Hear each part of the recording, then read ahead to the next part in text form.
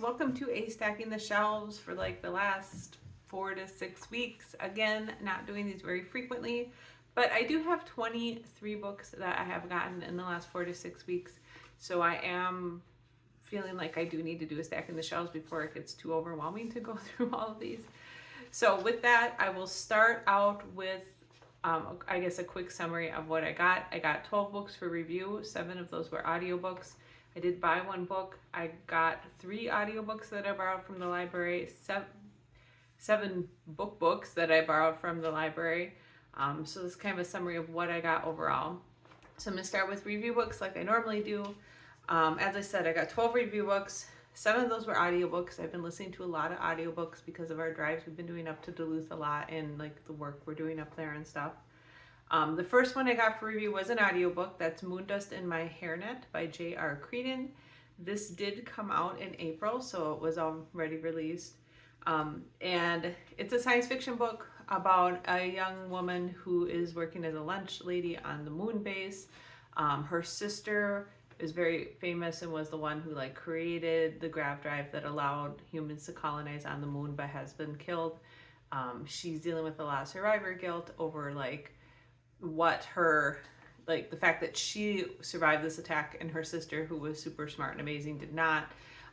But things are happening on the moon base, acts of sabotage, and she ends up pairing up with a group of friends to try and figure out what's happening. I like this. It was a little bit slow in the beginning, and you do spend a lot of time in the character's head with her, like hashing her thoughts. She's autistic and she processes things a little bit differently. So this is kind of interesting, but it also made things a little bit slow.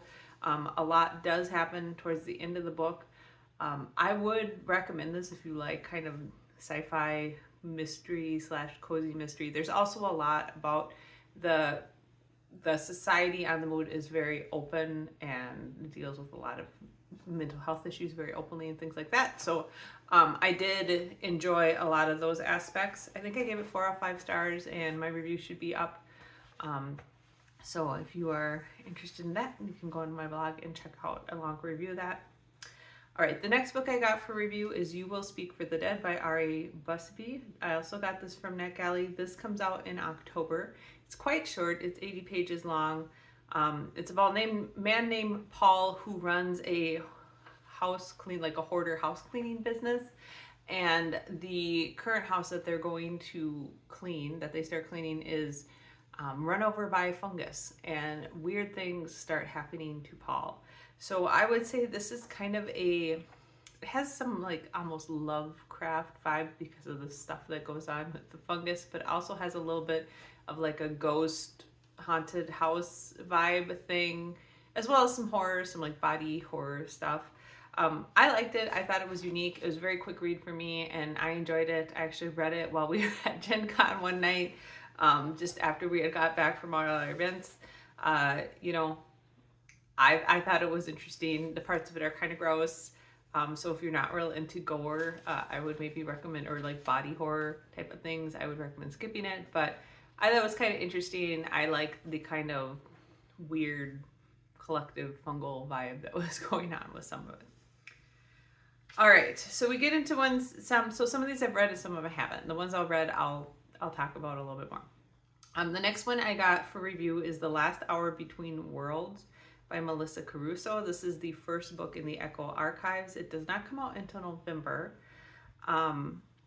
Let's see. It's about a lady who's an investigator, and her rival are journeying through different layers of reality to save the world as they know it. It's supposed to have a lot of adventure fantasy and magic and mystery in it. It sounded fun. I love adventure, and I feel like there aren't enough adventure fantasies being published. So when I said it was supposed to be adventure fantasy, I definitely wanted to check it out. So I'm excited to read that one. The next one I got for review was another audiobook, and I have finished this, and that is The Rag Picker by Joel Dan. This came out July 23rd, and so it's already out. It's fairly short. It was about 8-hour audiobook, and it is a post-apocalyptic read about an entity, a man, the Rag Picker, who's wandering this post-apocalyptic Earth. He runs into a girl who's fleeing her village, and they kind of go on this journey together to find her a place to be safe and live. I have a strange fondness for kind of these desolate post-apocalyptic Earth landscapes and people wandering them and trying to survive them. So I enjoyed it. There are like it alternates between the girl and the raid picker, and the parts of the story from the raid picker, he doesn't quite think in a very linear fashion, so they can be a little bit ambiguous and a little flowery. I enjoyed it. I think it might not be for everybody, but if you're looking for something a little bit different that's kind of got that adventure survival post-apocalyptic vibe to it, it might be of interest to you. All right, the next one I have was another audiobook for review, and that's A Certain Kind of Starlight by Heather Weber. This also came out in July, so it's already out. I have not read this yet, but I thought it sounded interesting, and I will be reading it.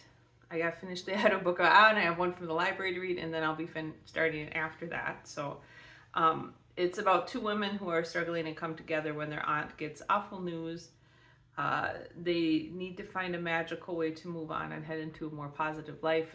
It sounded to me like kind of one of these more middle-aged, like cozy paranormal fantasy type of reads. So we'll see if that's what it is or not. But it sounded like something I might be interested in, and it had solid reviews, so I went ahead and got it for audiobook. All right, the next one I got for review was a normal book, and that is An Academy for Liars by Alexis Henderson.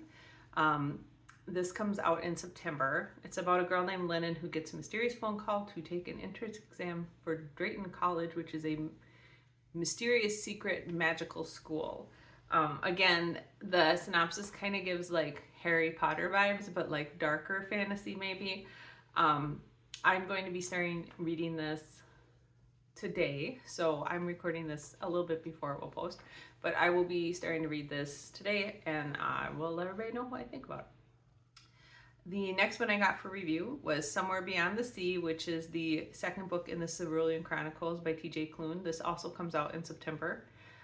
Very much looking forward to this. I really loved the first book, and I'm hoping I will love the second book. Again, this was very like cozy fantasy, magical realism vibes, so looking forward to that. Next one I got for review is Emily Wilde's Compendium of Lost Tales. This is the third book in the Emily Wilde series by Heather Fawcett. I have wildly, there's a little nameplay for you, enjoyed this series. It is a cozy fantasy with a lot of adventure and a lot of like fairy, fae-based mythology and magic in it. And it's hilarious. There's a lot of humor in it. It's just a really good blend of all these things. I really love humorous, cozy fantasy. I love fairy-based mythology. So a lot of things that really check a lot of boxes for me. And this does not come out until February. So I got it very early, and I probably won't be reading it for a while because I try not to read these books too far ahead of time so that I post a review like the month before it comes out. So I'm very excited about that though. All right, the next three I got for review were all audiobooks as well. The first one is Empire of Shadows by Jacqueline Benson. This is the first book in the Raiders of the Arcana world series. Sorry, not world. This one is again another supposed adventure fantasy. It's described as a smart, swashbuckling fantasy adventure about a woman archaeologist who finds a map to a mysterious ancient city. She enlists the help of a maverick surveyor to help her find the city before an evil villain who is after some mythical artifact in the city finds the city first and takes the artifact. So it had kind of like magical Indiana Jones vibes to it. So from the description, so I'm excited to listen to that. Then the next audiobook I got for review is The Naming Song by Jedediah Barry. This one had a weird description, and I'm not even sure how to like summarize it, so I'll read it really quick. When the world went away, the world changed. All meaning was lost, and every border fell. Monsters slipped from dreams to haunt the waking, while ghosts wandered the land in futile reveries. Only with the rise of committees of the named, maps, ghosts, dreams, and names, could people stand against the terrors of the nameless wilds. And then it's basically about a girl who's a nameless who has to venture out into this world on her own and find her long lost sister and whatever. So the description was just kind of vague and had that kind of, as I was saying earlier, post-apocalyptic, like desolate world filled with monsters kind of thing to it. So we'll see if I enjoy that or not. And that also comes out in September. I don't know if I said Empire of Shadows comes out in September as well.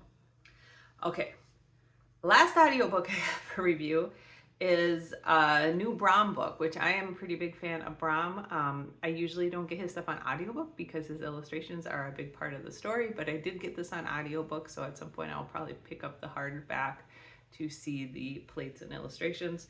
But that is The Evil in Me by Brahm, and this is about a musician, an upcoming musician who, while cleaning out somebody's house, accidentally gets an evil ring stuck on her finger that makes it so she ends up possessed by a demon. And the only way to get this, to exorcise the demon, is to have a whole bunch of thousands of people or whatever chant this spell to exorcise it. And so she has to kind of navigate the evil demon's urges as well as trying to make it as a musician so that she can get this mass exorcism done. So yeah, that sounds interesting. And then the last one I got for review was a book, and that is Hot Hex Boyfriend by Laura Knight Keating. This is paranormal romance about, it sounds like it's about a woman who thought she was a witch, but then she didn't have a witch, but then she gets magic and realizes she is a witch, and her neighbor who has been there to like help her regulate her magic, but he thought like, oh, she's fine, she never really developed it, or something like that. Anyways, paranormal romance. I haven't been reading as much paranormal romance as I used to. I kind of got burned out on it, but I recently just I can't remember. I just yesterday finished a book that I really, really enjoyed, and I can't remember what it's called. It's Wicked something, and it's about these sisters that run an apple orchard, and I will show a picture of it here. But I really, really enjoyed that and thought, oh, maybe I should pick up some more paranormal romance once in a while, because it has, the one that I read had a little bit different bent to it. It is a little bit more of like a cozy paranormal small town type of thing, not one of these paranormal where the heroine like runs herself ragged constantly. So I don't know, it was a little bit different twist. All right, so on to the book I bought. I bought Black Butler volume 33. Yeah, I don't know, those ones, like, it is getting back to the main storyline finally, but a lot of the previous volumes have been going into the backgrounds of various characters, and that's been okay. It just feels a little transitional. I still really enjoy the artwork in that series, that manga series, so I keep reading it as they come out. I am happy they got back to the main storyline, and hoping at some point they're gonna like wrap up the storyline and move on with some of the other story elements, because it's been going on for a really long time. But we'll see how that goes. All right, then I did get 3 audiobooks from the library. I have read one of these, one I'm reading now, and the third I will start soon. The first one was Annibot by Sierra Greer. This was okay. I liked it. I thought it was well done, but it's very much a science fiction delving into that whole, like, what happens as you make artificial intelligence or robots like more sentient. And it's about Annie, who is a robot who is a cuddle bunny. She's basically been built to be a man's girlfriend, and they've been programming these robots with more and more sentience to make them more realistic and like better companions. But she starts to question like what is in this relationship for her, and it's a weird situation where she was purchased by somebody, so she's owned by somebody, but then she's also becoming her own person, and she suffers from depression and stuff because she is so isolated from other people. And then once she gets more integrated in society, she sees that like they made her to be a person, but she's not being treated as a person. I liked how this ended. I liked some of the twists and turns in it, and it does have a very like feminist bent to this whole AI sentience issue. I think it's well done for what it is. I didn't feel like it really explored a lot of new issues in this area, but it was a read. It wasn't necessarily a comfortable read or a fun read, but it was well done. All right, the next one I'm currently listening to, and that is The Time I Got Drunk and Needed a Love Potion at a Werewolf, which is the second book in the Mishaps series by Kimberly Lemming. These have been very fun. They are a little bit raunchy. There is definitely sex in them. They're also very hilarious, and they are set in like a small fantasy world. So again, I feel like I'm overusing this term in this video, but they do have kind of a cozy fantasy feel in them. They have a little bit of a paranormal romance feel to them. They also are just kind of, well, they're funny, but in kind of a gross way sometimes. So I've been enjoying them. They're pretty short. I think this audiobook is like 6 hours, and I do plan on finishing this whole series. So I'm enjoying it so far. And then the last audiobook I got from the library is Prime Deceptions by Valerie Valdez. This is the second book in the Chilling Effect series. This is a science fiction, I guess, space travel adventure series.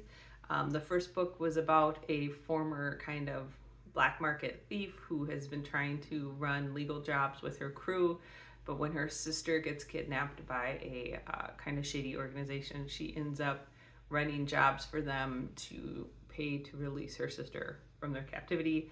Again, this one had a lot of action. It was pretty crazy, a lot of alien races, a lot of world exploration. I really enjoyed it a lot. Again, humor, a lot of humor in here. It is adult, there's some sex, there's a lot of language, I would say, but I enjoyed it. It's one of those like crazy, high-paced science fiction adventure type of stories with a lot of fun, like different alien races and worlds and things you're visiting. So I really loved it. So I picked up Prime Deceptions, which is the second book, and I think that's going to be a trilogy because I think the third book just came out.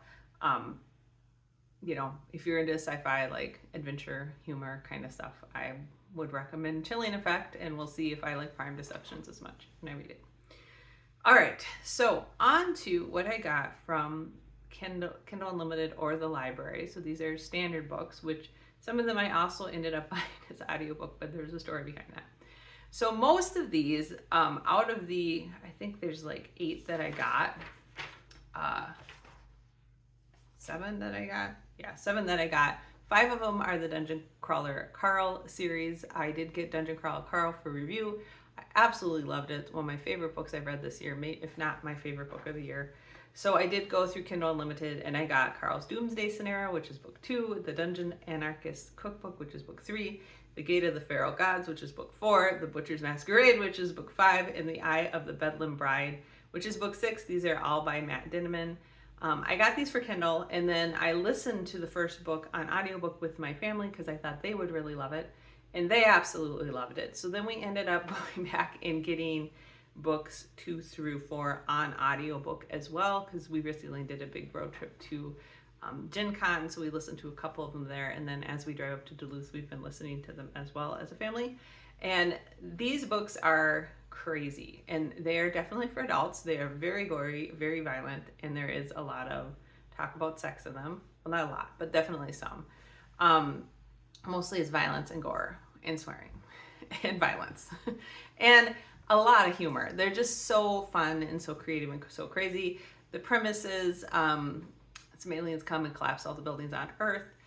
The Earthlings that have survived the collapse, the literal collapse of buildings, get a choice to try to survive on the surface of the Earth where there's nothing now, or they can go down into these dungeons and become dungeon crawlers. And if they get through the 18th floor of the dungeon, they can choose to become, you know, they like get ownership of their world back or something like that. We're not exactly sure what that means yet, but Carl happens to be going outside to rescue his ex-girlfriend's cat from a tree, and his building collapses, and then he's freezing, and so he's like, well, I might as well go into this dungeon with the cat. The cat very quickly gains sentience and becomes Carl's like dungeon crawling partner.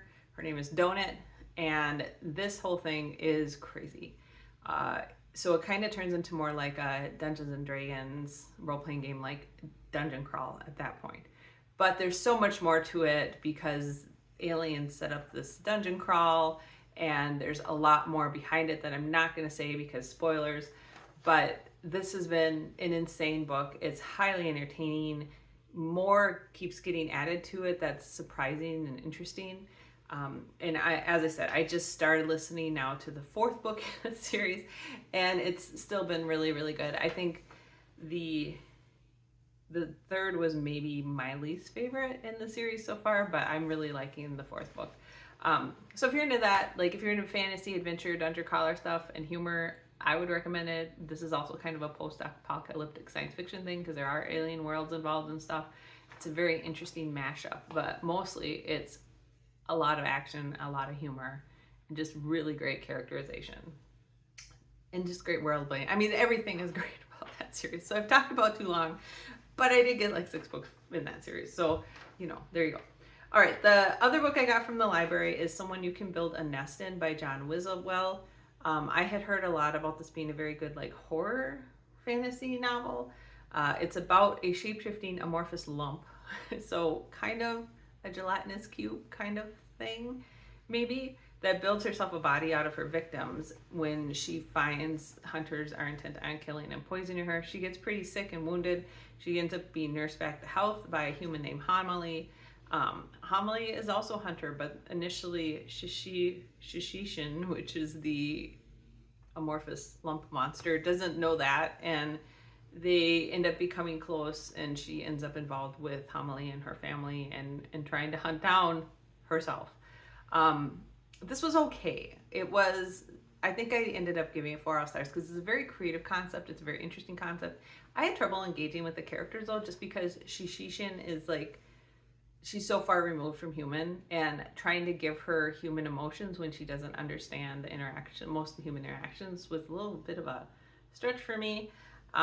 Homily has her own issues. She's been very abused emotionally and physically by her family, and so she is very much a people pleaser that doesn't stand up for herself, and that always kind of rubs me the wrong way. So I had a little bit of trouble engaging with the characters, and then the pacing was really slow in the beginning and then pretty fast in the end, so the pacing was just very inconsistent.